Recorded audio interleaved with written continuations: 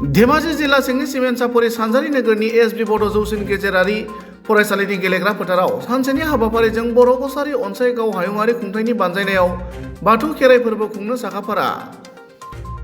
10 फेब्रुवारि अदेबानि गाबोन जानो गोनां बाथौ खेराइ फोरबो हाबाफारियाव फुंबिलि समाव दैमायाव गोथार दै खावनाय, बिनि उनाव ब्रह्म धोरोमारि आवथि सावनाय, बाथौ आरज हाबाफारि लानाय जागोन होनना मिथिहोदों। गुबुन फारसेथिं बे हाबाफारियाव गुबुन गुबुन धोरोमनि धोरोमारि सुबुंफोरजों लोगोसे बर'नि माहारियारि आफादनि दैदेनगिरि आरो धेमाजि ओनसोलनि गोबां रायजो राजाफोरा बाहागो लागोन होनना मिरु खौसेथि बर' सुबुं आफादनि गाहाय नेहाथारि पिताम्बर ब्रह्म बिथाङा खौरां बिजोंनि गेजेरजों ओरैबायदि फोरमायो। गोजोन खौसेथि आरो जौगाथायनि नामै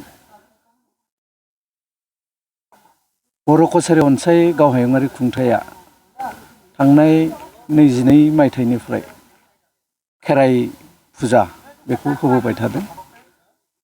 2021आव खेबसे होलांबाय, 2023आव खेबसे होलांबाय, 2024नि गाबोन 11 फेब्रुवारि 2024 खेराइ फुजा होनो थाखाय थागथियारि खालामदों।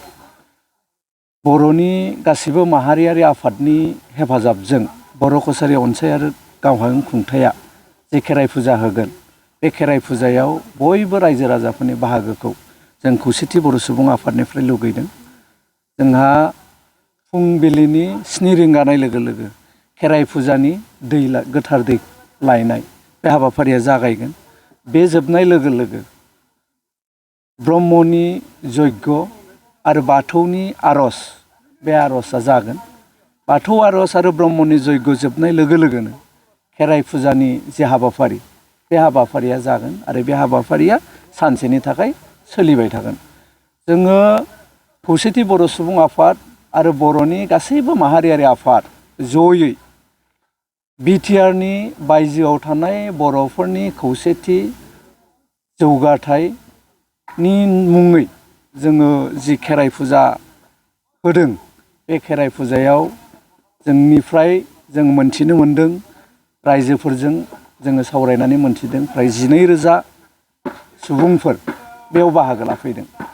जोङो नायदों जे खौसेथि बर' सुबुं आफादनि जि 1 नम्बर दाबि बर' कसारी अनसाय गाव हायुङारि खुंथाय मोनसे सोमजिनाय, बेखौ जोङो मोनदों।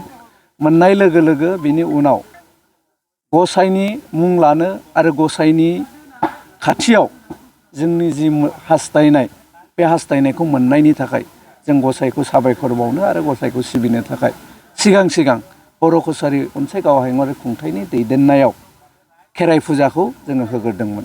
एबार बोसोरथाम जाबाय।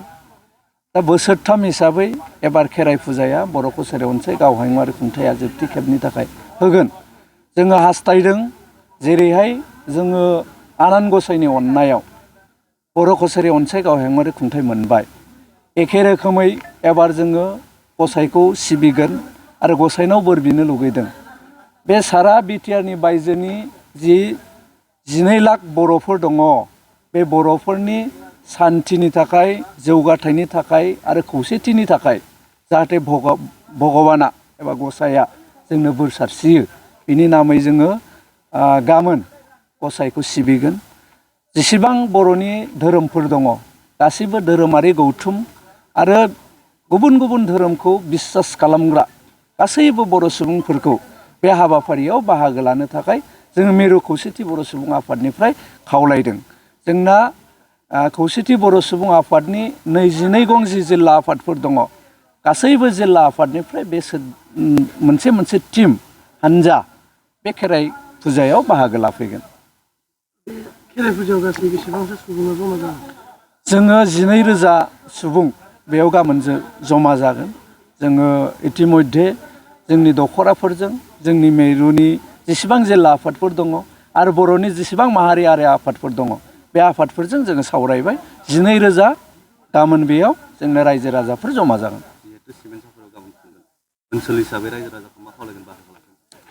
ओनसोलनि गासैबो रायजो राजाफोरखौ बर'नि सार्थआव, बर'नि जौगाथाय, खौसेथि आरो सान्थिनि सार्थआव जि जोङो गासैबो धोरोमखौ लानानै सिबिनायनि मोनसे हाबाफारि लादों आरो बर'नि गुदि धोरोम खेराइ फुजा होनाय, बे बर'नि गोदो गोदायनि धोरोम, बेजों लोगोसे बर'नि बिसास जि बर'नि धोरोमफोर दङ जेरै जयगाहुति होनाय बाथौ आर'ज बे आर'जफ्राबो जिहेथु जागोन बेनिखायनो आं आसा खालामदों गासैबो रायजो राजाया जोंजों लैहोर लैहोर फैनानै बाहागो लागोन।